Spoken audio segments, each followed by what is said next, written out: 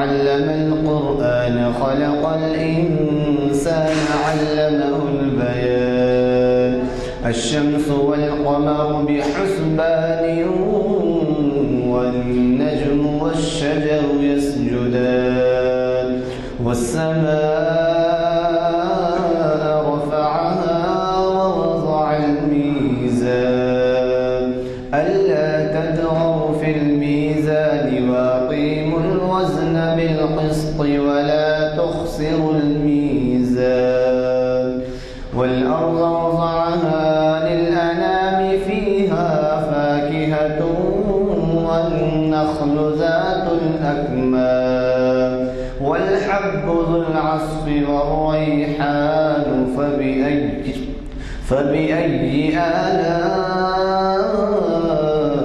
ربكما تكذبان خلق الإنسان من صلصال كالفخار وخلق الجان من مارج من نار فبأي آلاء ربكما تكذبان رب المشرقين ورب المغربين فبأي آلاء ربكما تكذبان صدق الله العظيم.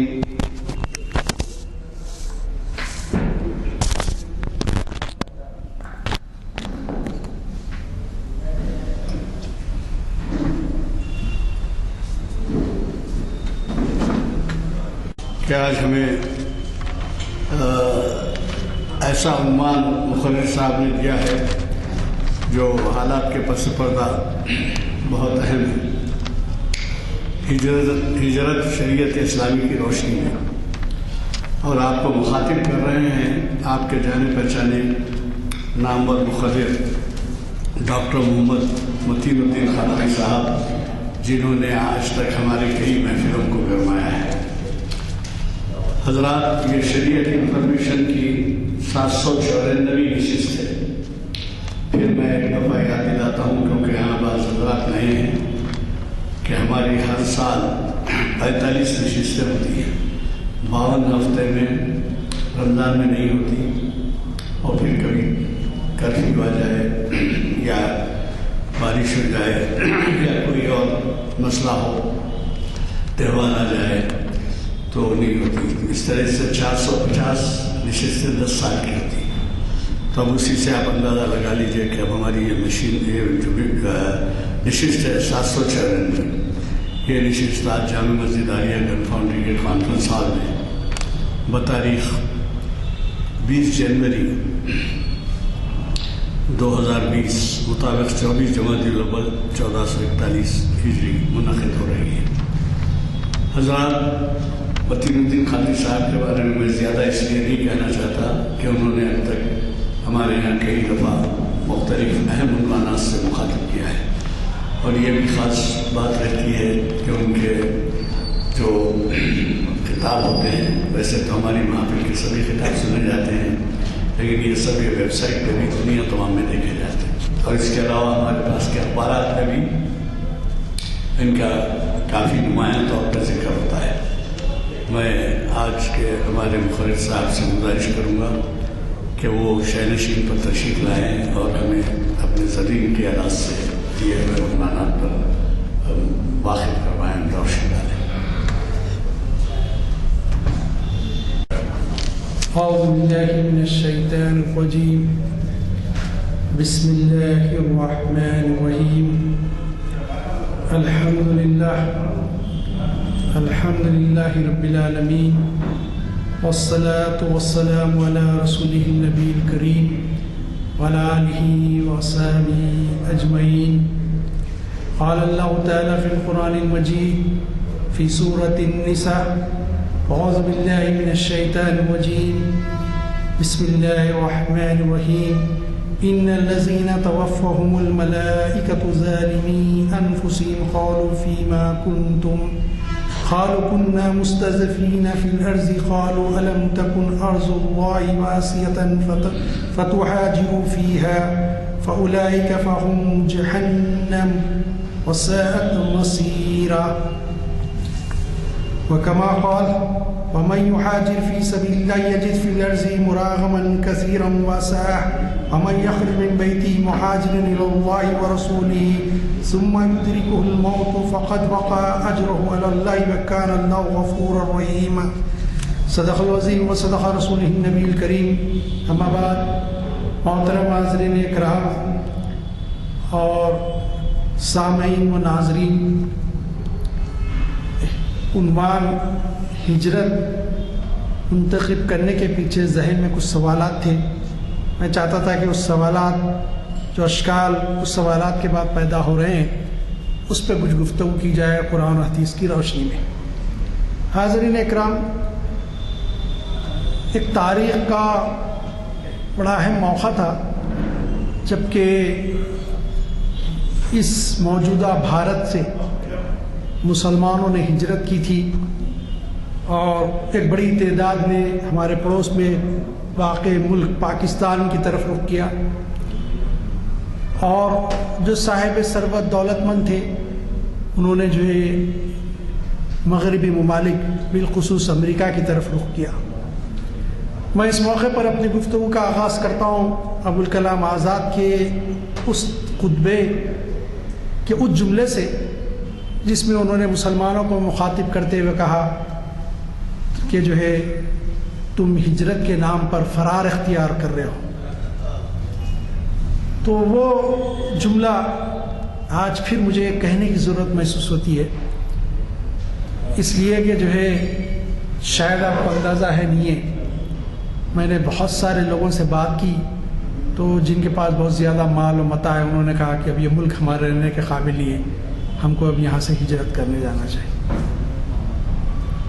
آپ کو اس کی بھی خبر ہے کہ نہیں مجھے نہیں معلوم. تو وہ پلاننگ کر رہے ہیں کہ جو ہے کسی یورپی ملک میں چلے جائیں. اس سلسلے میں کچھ باتیں آپ سے کہوں گا کہ جو ہے اس شریعت کی روشنی میں تو باتیں آئیں گی، ہجرت کیا ہے، ہجرت کا مفہوم کیا ہے،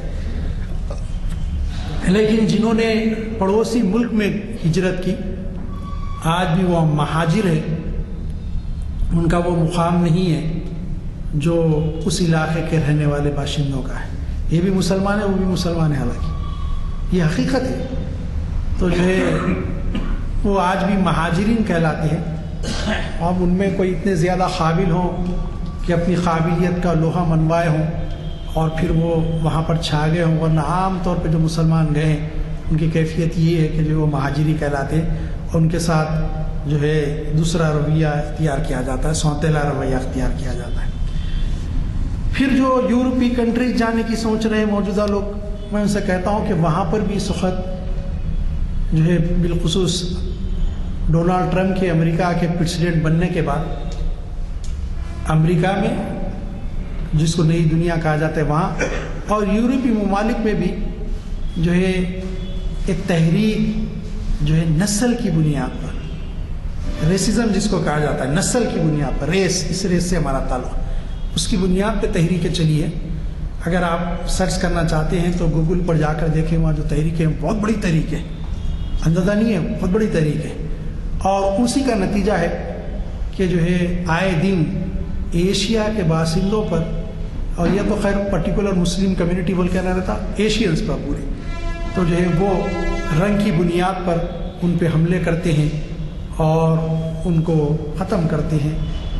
اور نیوزی لینڈ میں ماضی قریب میں جو واقعہ پیش آیا تھا، بلکہ یہی گزشتہ سال کہ جو ہے مسجد میں 40 سے زیادہ نمازیوں کو شہید کر دیا گیا، تو وہاں پر ایک نفرت کی لہر جیسے ہم ہمارے ملک میں دیکھتے ہیں ویسی چل پڑی. اور وہاں نفرت کی لہر دو دھاری ہے، ایک تو آپ ایشین ہونے کی وجہ سے، دوسرے مسلمان ہونے کی وجہ سے. تو یہ لہر وہاں پر بھی ہے، کہاں کہاں جا کے بچو گے. اور یہ کہ جو ہے اللہ تعالیٰ نے جب اس سرزمین پہ پیدا کیا ہے تو قرآن میں اللہ تعالیٰ فرماتا ہے افحسبتم انما خلقناکم عبث، کیا تم سمجھتے ہو ہم نے تم کو ایسے ہی پیدا کر دیا؟ تو اللہ تعالیٰ نے ہم کو ایسے ہی نہیں پیدا کیا، کچھ ہماری ذمہ داریاں ہیں، کچھ ڈیوٹیز ہیں، کچھ فرائض ہیں جس کو اس ملک میں ہم کو ادا کرنا پڑے گا۔ اور جو ہے اس ملک کو، اس چمن کو، آزادی کی بہت ساری باتیں کہی جاتی ہیں۔ آزادی کے بعد سے آج تک بھی جس نے اس ملک میں رنگ بھرنے کا کام کیا، اس ملک میں کو ترقی میں بڑا کنٹریبیوشن رہا، ان کا حصہ رہا، ساجھیداری رہی، وہ مسلمان ہیں۔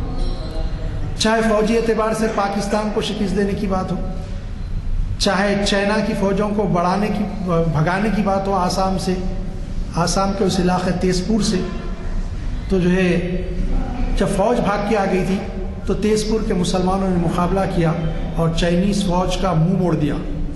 یہ تاریخ ہے، اٹھا کے دیکھیے۔ اس وقت کے چیف منسٹر جھاگلا تھے، انہوں پریس کانفرنس میں انہوں نے کہا کہ ہمارے ملک ہندوستان کی لاج تیز پور کے مسلمانوں نے رکھی۔ پھر اس ملک کو نیوکلیئر طاقت بنانا ہو، ایٹمک طاقت بنانا ہو، یا پھر میزائل ٹیکنالوجی کے میدان میں دوسرے ممالک سے مسابقت کی رو ملا کے کھڑا کرنا ہو، کمپیٹ کرنے کا جذبہ پیدا کرنا ہو، تو کوئی بھی جو ہمارے سابقہ مرحوم صدر جمہوریہ عبدالکلام صاحب کو کوئی نہیں بھول سکتا۔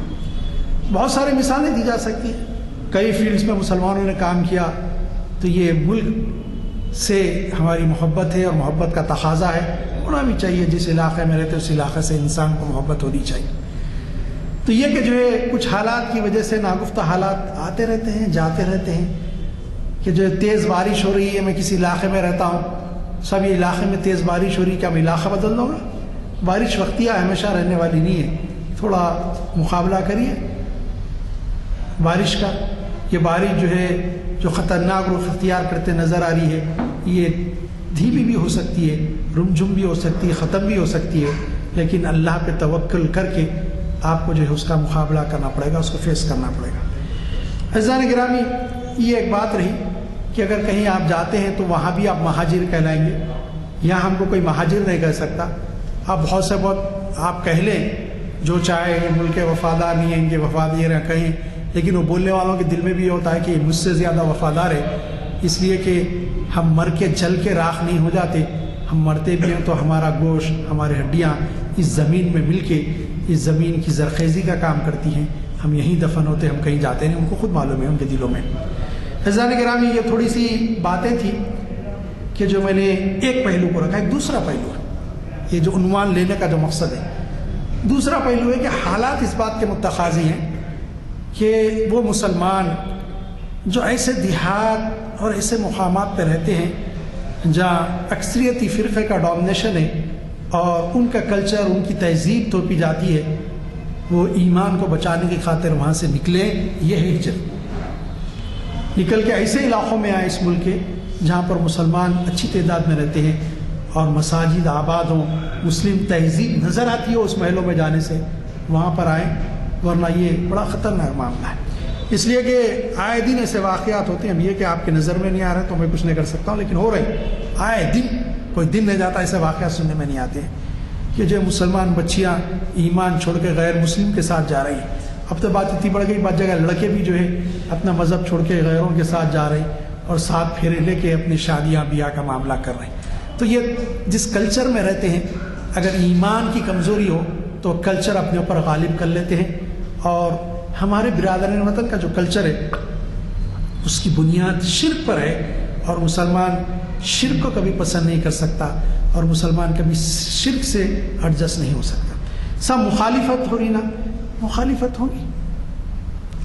ساری قرآن مجید اٹھا کر دیکھ لیجئے، انبیاء کی ساری تاریخ کا جائزہ لے لیجئے، کوئی نبی ایسا نہیں ہے جس نے دین کی دعوت دی ہو، جس نے اللہ کی طرف بندوں کو بلایا ہو اللہ کے، اور اس سے نہ کہا گیا ہو کہ دعوت ختم کر دو، بڑی پارسائی کی بات کرتے ہو، نیکی کا حکم دیتے ہو، یہ تم نیکی نہیں ہے، تم بہت پارسا بننا چاہتے ہو، یا تو رک جاؤ یا تو پھر ہمارا اس علاقہ چھوڑ دو، نہیں چھوڑو گے تم اس علاقے سے نکال دیں گے۔ حضرت نوح علیہ السلام کے ساتھ ہم دیکھتے ہیں کیا ہوا، 9.5 سال دعوت کے بعد کیا ہوا۔ اگر اب تاریخ دیکھیں تو ابراہیم علیہ السلام کو ہجرت کرنا پڑا، حضرت موسیٰ علیہ السلام کو ہجرت کرنا پڑا، حضرت عیسیٰ علیہ السلام کو ہجرت کرنا پڑا. میں بہت انبیاء اور رسول کے تذکرے چھوڑا ہوں، مختصر نام لے رہا ہوں. خود آپ کے میرے آقا مولا حضرت محمد مصطفیٰ صلی اللہ علیہ وسلم جو پوری سوسائٹی کے آنکھوں کا تارا تھے، ان کو اپنا وطن عزیز مکہ مکرمہ چھوڑنا پڑا اور یثرب کی طرف ہجرت کر کے آنا پڑا، جو مدینۃ النبوی یا مدینۃ المنورہ کہلایا. یہ ہوگا، یہ تو ہوگا. مخالفت کی جائے گی. اقبال نے کہا ستیزرا کار رہا ہے ازل سے تائم روز، چراغ مصطفی سے شرار بولہبی. یہ ہوگا، یہ تو مخالفت رہے گی ہمیشہ،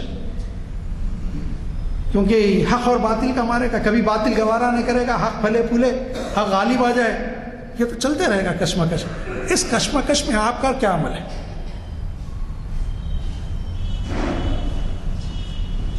آپ کا معاملہ یہ تو اس کشمکش اور کشاکش میں رہیں، فرار کا معاملہ نہ ہو، بھاگ کے نہ جائیں. پھر میں اقبال کا سہارا لیتا ہوں بات مختصر کرنے. اقبال نے کہا کیا زندگی ہے؟ موت ہے جس میں نہ ہو انقلاب، موت ہے وہ زندگی روح امم کی حیات. قوموں کی جو حیات ہے کیا ہے؟ روح امم کی حیات، کشمکش انقلاب. اس کشاکش اور کشمکش کے لیے آپ کو تیار ہونا پڑے گا. بادل ناخواستہ اترے ہیں میدان میں، بادل ناخواستہ. کوئی نہیں چاہتا تھا کہ گھر سے نکل کے ٹھنڈی چھاؤں سے آنا پڑا ہے. معصوم بچوں کو بھی آنا پڑا ہے، عورتوں کو بھی آنا پڑا ہے، نوجوان لڑکیوں کو بھی آنا پڑا ہے، لڑکوں کو بھی آنا پڑا ہے، ضعیف بزرگوں کو بھی، سب کو آنا پڑے گا. رکیں گے نہیں. یہ تو آزمائش زندگی کیا ہے. تو یہ ایک تو جو ہے ہجرت کے نام پہ فرار نہیں ہونی چاہیے. اور حقیقی ہجرت یہ ہے کہ ایمان اور غلبے کے کہ ہم غالب نہ آ جائیں، اس علاقے سے نکل کے ایسے علاقوں کو آئے مسلمان. پھر ورنہ وٹولی میں جو ہوا تھا وہ کیفیت ہوگی کہ جو زندہ جلا دیے جائیں گے یا پھر ان کی تہذیب میں ضم ہونا پڑے گا. یہ چھوڑ دیں. تیسری ایک راستہ ہے، اور یہ راستہ بھی ایمان کو چھوڑنے کا راستہ ہے کہ ان کی ہمنوائی کی جائے. آپ جو کہیں گے وہ مان لیں گے. یہ بھی ایمان کو چھوڑنے، حق کو چھوڑنے والی بات ہے. یہ بھی مسلمان برداشت نہیں کرتا. اس سلسلے میں آگے بھی کہوں گا. میں نے اصل میں جو آیتیں پڑھی یہ سورہ نساء کی 97 آیت سے نمبر 97 آیت. وہ لوگ جن کی جان نکالتے تھے فرشتے اس حالت میں کہ برا کر رہے تھے، اپنے پر ظلم کر رہے تھے، اپنے حق میں ظلم کر رہے تھے. فرشتے کہتے ہیں ان سے کہ تم کس حال میں تھے؟ وہ کہتے تھے ہم تھے بے بس اس ملک میں. فرشتے کہتے کیا نہ تھی زمین اللہ کی کشادہ؟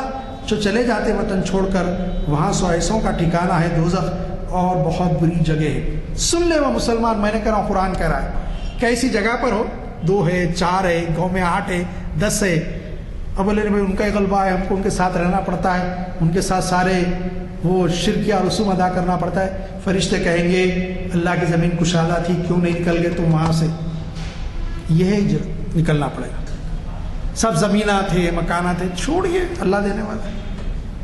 حیدرآباد میں میں اگر لسٹ بنانے بیٹھ جاؤں، میں جانتا ہوں، ہمارے ایڈوکیٹ صاحب بھی جانتے ہوں گے کہ جو بڑے پیسے والے اس وقت ہیں وہ حیدرآباد کے اس میں بہت کم نظر آتے ہیں.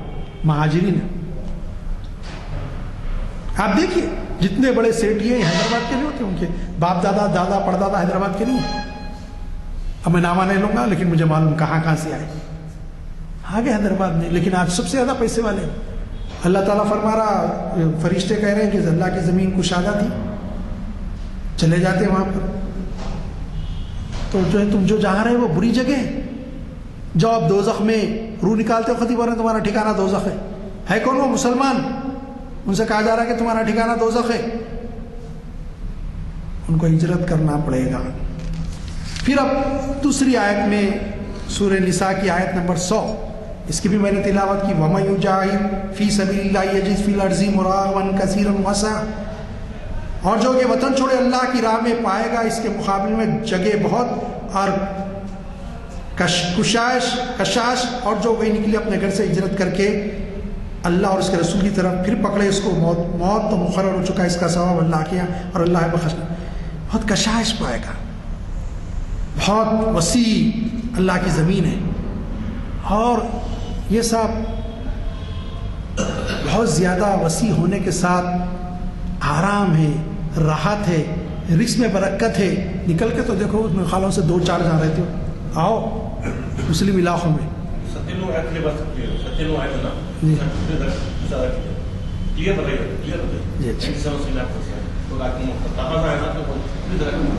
وہ لوگ جن کی جان نکالتے تھے فرشتے اس حالت میں کہ وہ اپنے اوپر ظلم کر رہے تھے، فرشتے ان سے کہتے ہیں کہ تم کس حال میں تھے؟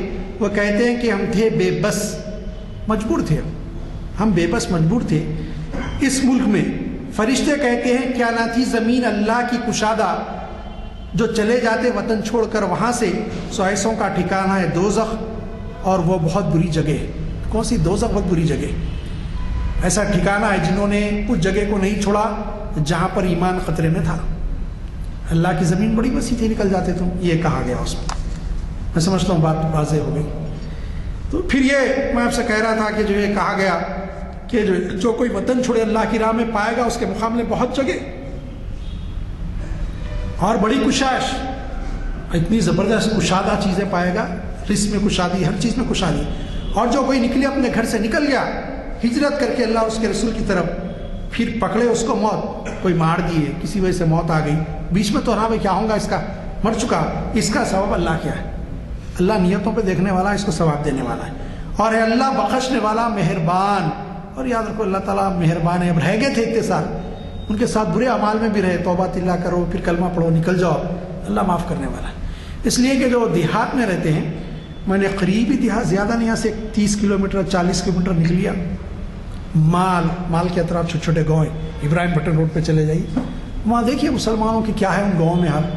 سارے تہوار میں شریک ہوتے ہیں اور اس کو برا بھی نہیں سمجھتے. پھر کسی کو مبارکباد دینا، ملنا الگ بات ہے. ان کے شرکی افعال میں شریک ہونا بہت بری چیز ہے، ایمان کے منافی ہے، ایمان کے خلاف ہے، اس میں شریک ہوتے. تو یہ بہت برا ہے. کیوں ہے بھائی؟ اگر آپ کمزور ہیں تو نکلیے وہاں سے. یہ اصل ہجرت نکلنے کی. ملک چھوڑ کے فرار ہونا نہیں ہے. ایک ایسے علاقے میں آنا جہاں مسلمان ایسے اس میں ہے کہ کہنا چاہیے کہ ان کا غلبہ ہے، ان کی تہذیب کا، ان کے دین کا، شریعت کا غلبہ محسوس ہوتا ہے. ایسے علاقوں میں آؤ جو اسلامی نظام نظر آتا ہے، اسلامی طور طریقے نظر آتے. یہ تو عزیزان گرامی، دو باتیں ہیں جو میں نے آپ کے ساتھ عرض کی. ایک یہ کہ جو ہے ہجرت کون کرے، دوسرے ہجرت کے نام پہ فرار اختیار نہ کی جائے. یہ بات ذہن میں رکھیں. مال و دولت ہے، اچھے حالات میں رہتے ہیں، حیدرآباد میں رہتے ہیں، یہاں آپ کو کیا خطرہ ہے؟ یہاں کون سی تہذیب میں، کلچر میں ضم ہو رہے ہیں؟ ساتھ جان یہ اللہ کی امانت ہے، کہیں بھی جا سکتی ہے. آپ کہیں بھی جا کے رہیے. آپ امریکہ جا رہے ہیں تو وہاں نہیں مارنے والے کوئی، وہی مار جاتے ہیں، وہی موت ہو سکتی ہے. بھاگیے مت وطن چھوڑ کے. تو جو ہے بعد میں ان لوگوں نے پچھتایا، مولانا ابوالکلام آزاد کی بات کو نہیں سن گئے، جنہوں نے جو ہے ہندوستان سے ہجرت کر کے وہاں گئے.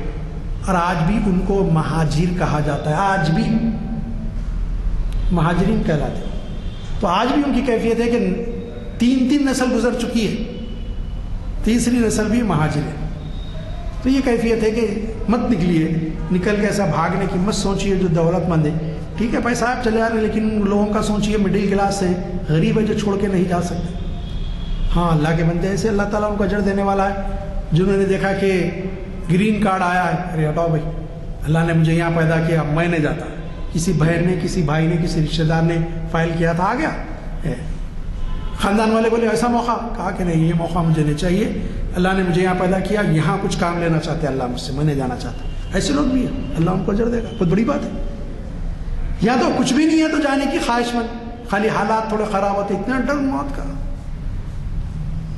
موت سے فرار ناممکن ہے. موت لکھی ہوئی ہے، کہیں بھی رہو آپ آ جائیے. ہم کیا رہیں گے جب رسول خدا نہ رہے؟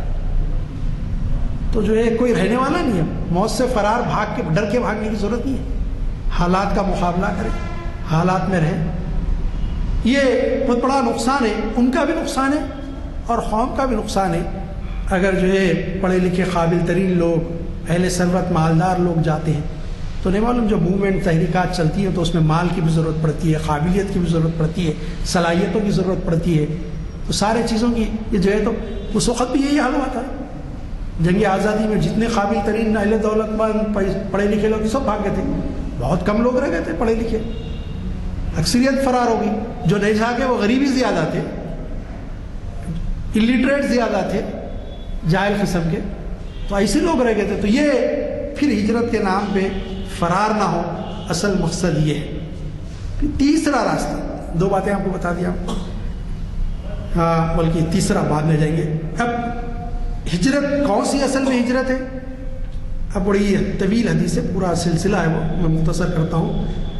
انہ سمیع علقمہ بن وقاص النسی یقول سمیت عمر بن الخطاب رضی اللہ تعالیٰ عنہ علی المنبر قال سمیت رسول اللہ صلی اللہ علیہ وسلم یقول انما الاعمال بالنیات وانما لكل امرئ ما نوی فمن كانت هجرته الى الدنيا يصيبها او الى امرأة ينكحها فجهرته الى ما حجر الیہ.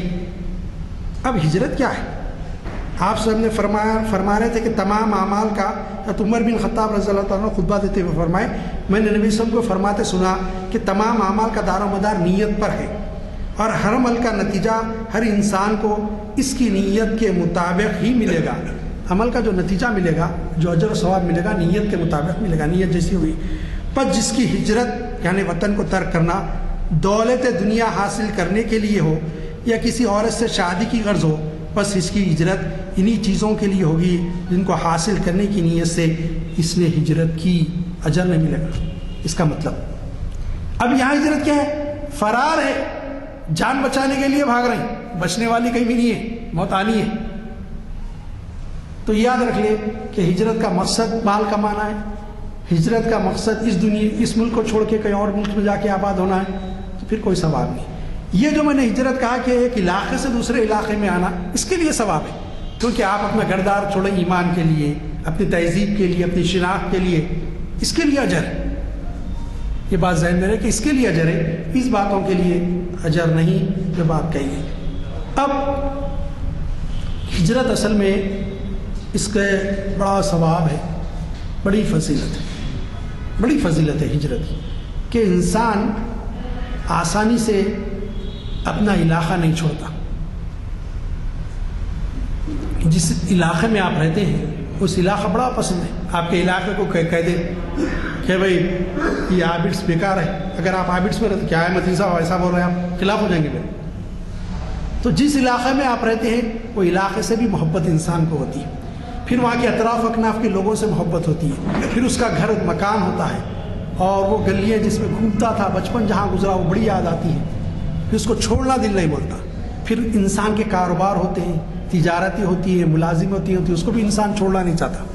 تو یہ چھوڑنا بہت آسان نہیں ہے، اس لیے کہا گیا کہ اس کا بڑا اجر ہے اگر تم ایمان کی خاطر اللہ اور رسول، اس کے رسول کی خاطر چھوڑتے ہو. وہاں اللہ اور رسول کی خاطر، کیونکہ وہاں مدینہ منورہ میں جانے کے بعد اللہ تعالیٰ پر ایمان بھی باقی رہنے والا تھا، نبی کریم صلی اللہ علیہ وسلم سے ملاقات ہونے والی تھی.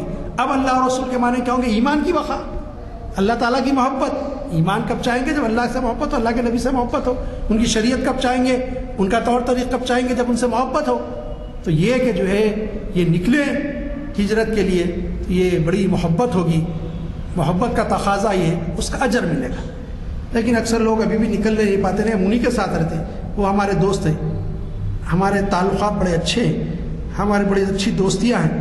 اس بارے میں یہ سورہ ہے، سورۃ النساء، اس کی آیت ہے 139. یہ بھی غور سے سنیں، آیت نمبر 139، ورس نمبر 139. یہ جو نہیں چھوڑ رہی ان سے دوستی اتنی گہری ہے کہ ان کی محبتیں ایمان پہ غالب آ رہی ہیں، اسلامی تہذیب، اسلامی شناخت پہ غالب آ رہی ہیں. اس کا کیا انجام ہے دیکھیے. اعوذ باللہ من الشیطان الرجیم، بسم اللہ الرحمن الرحیم. الذين يتخذون الكافرين أولياء من دون المؤمنين أن يبتغون عندهم العزة فإن العزة لله جميعا. سب میں کچھ نہیں کہہ رہا ہوں، قرآن کا ترجمہ آپ سنا رہا ہوں، آیت سنا دیا، ترجمہ سنیے. وہ جو بناتے ہیں کافروں کو اپنا مددگار اور دوست، مسلمانوں کو چھوڑ کر، کیا ڈھونڈتے ہیں ان کے پاس عزت؟ سو عزت تو اللہ ہی کے پاس ہے ساری کی ساری. سب یہ آیت بتا رہی ہے کہ پھر ایک جگہ کہا گیا جو ان سے دوستی کرے گا انہی میں سے ہوگا اس کا شمار. جو دوستی کرے ان سے انہی میں سے شمار ہوگا. دوستی میں تعلقات رکھنا نہیں. ایسے کہہ رہے تھے سنا جس پہ ایمان پہ بھی اس کی دوستی غالب آ رہی، ان کی محبت غالب آ رہی، اللہ کے دین نبی اکرم صلی اللہ علیہ وسلم کی لائی ہوئی شریعت پہ غالب آ رہی ہے. اب علاقہ چھوڑنے دل نہیں بولتا، یہ ان کے لیے. خالی تعلقات رکھنا نہیں. آپ کے میرے ہزاروں دوست ہوں گے نا غیر مسلم. یہ تو اسلام اس کی اجازت دیتا ہے. ایسے معاملات کریں, اچھا سلوک کریں. اللہ تعالیٰ قرآن میں فرماتا ہے, اللہ تعالیٰ سورہ ممتحنہ میں اللہ تعالیٰ منع نہیں کرتا ان سے جن سے تم اچھا سلوک کرنے کے لیے, جو تمہارے ساتھ اچھا رہتے, دین کے بارے میں تمہارے سے نہیں لڑتے, تم کو اپنے گھروں سے نہیں نکالتے, تمہارے کو تجارت سے نہیں روکتے. اللہ تعالیٰ ان کے بارے میں یہ کہتا ہے کہ تم ان کے ساتھ اچھا سلوک کر سکتے ہو. یہ فرما دیا گیا. تو یہاں دوستی یہ ہے کہ جو دین پہ غالب آ رہی, ایمان کے لیے رکاوٹ بن رہی, ایمان پہ غالب آ رہی, ایسی دوستی نہیں, یاد رکھ لو. اور یہ کہ جو ہے سب ان کے ساتھ رہوں گا, ان کی ہاں میں ہاں ملاؤں گا, ہے ٹی وی پہ بھی آ رہے. کیسے کیسے آ رہی؟ بڑے بڑے ابے دالے, شالا اڑے ہوئے, بڑے بڑے داڑیاں, سر پہ شملے بنے, ٹوپیاں بنے. سب یہ کہہ رہے صحیح کریں, آپ لوگ مخالفت مت کریے, تھوڑی عزت کے لیے. یہ سب آرٹ وقتی آئے, ختم ہو جائے گی. جب دوزخ میں جلیں گے, جب پتہ چلے گا. اور جو غریب جو ڈٹا رہا ہے اس کے اوپر, اللہ تعالیٰ وہاں اس کو عزت دے گا تو جب پتہ چلے گا, جب سوچیں گے کہ بھئی یہ تو تھوڑی زندگی میں اپنی آخرت خراب کر کے آ گیا, اصل عزت تو اس کو ملی. کون گدی نشین, کیسے سجادے نشین, کس کی جگہ بیٹھے, جنہوں نے جو ہے اسلام کے توحید کا چراغ اس ملک میں جلایا. ان کی زبانیں بھی چلتی ہیں صرف دنیا کی عزت کے لیے. اور کر کے دیکھیں آپ کیسے کیسے لوگ, نام نہاد ایسے علماء سو جو کہے جا رہے ہیں جو دل میں ہے. ایسے لوگ جو دوستی کرتے ہیں حق کو چھپانے کے لیے, دوستی کی خاطر حق کو چھپا دیا جاتا ہے, دین کو چھپا دیا جاتا ہے. تو یہ ہے جن کے بارے میں اللہ نے وعید نازل کی قرآن میں, کہا جو ان سے دوستی کرے گا انہی میں سے شمار ہوگا ان کا. اور پھر ایسی جگہ رہے اور موت آ گئی جہاں دین کو غالب نہیں کر سکے اپنی زندگیوں میں, کم سے کم دوسروں پہ بھی غالب کرنا اپنی زندگی میں. تو پھر جو ہے فرشتے کہیں گے اللہ کی زمین کشادہ تھی, تم کیوں نہیں نکلے, اب تمہارا ٹھکانہ دوزخ ہے, یاد رکھ لو.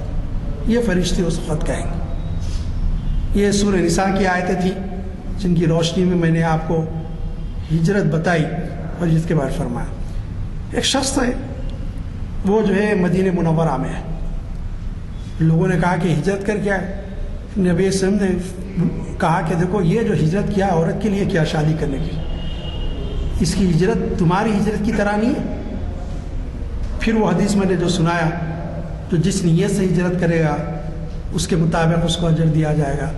تو وہ ہجرت اسی کے لیے جس کے لیے اس نے ہجرت کی, اور وہ جان بچا کے بھاگ رہا ہے تو ہجرت ثواب نہیں ملے گا بلکہ الٹے گناہ ہوگا. جو عورت کے لیے ہجرت کرے گا اس کو عورت کا ہی معاملہ ملے گا, جو دولت کے لیے کرے گا اس کو دولت ملے گا. ایمان کے لیے, اسلام کے لیے, شریعت کے لیے, اپنے آپ کو اسلام دین اسلام سے صراط مستقیم میں قائم رکھنے کے لیے جو ہجرت کریں گے وہ ہجرت اللہ کے پاس مقبول بھی ہے اور اللہ کے پاس اس کا اجر و ثواب بھی ہے. الحمدللہ رب العالمین. اللہم صلی علی سیدنا شفیعنا مولانا محمد وعلی صلی علی سیدنا شفیعنا مولانا محمد وبارک وسلم.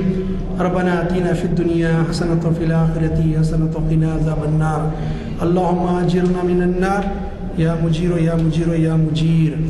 اللہم اغفر لی ولوالدی وللمؤمنین یوم یقوم الحساب. استغفر رب البلایا ونستغفر اللہ من الخطایا.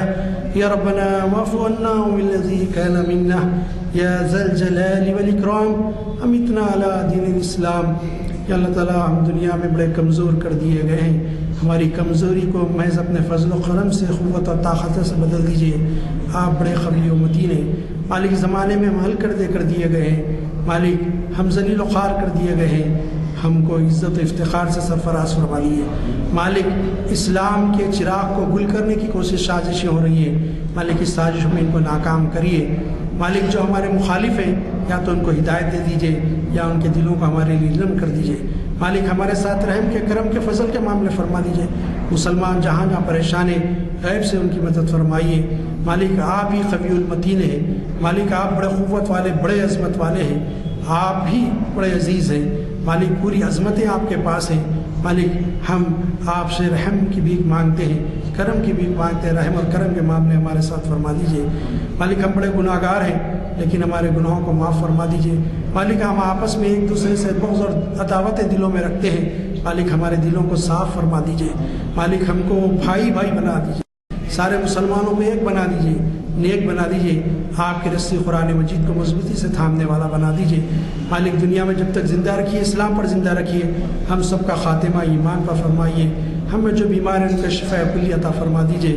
صلی اللہ تعالیٰ علی خیر خلق محمد وعلی آل محمد وبارک وسلم.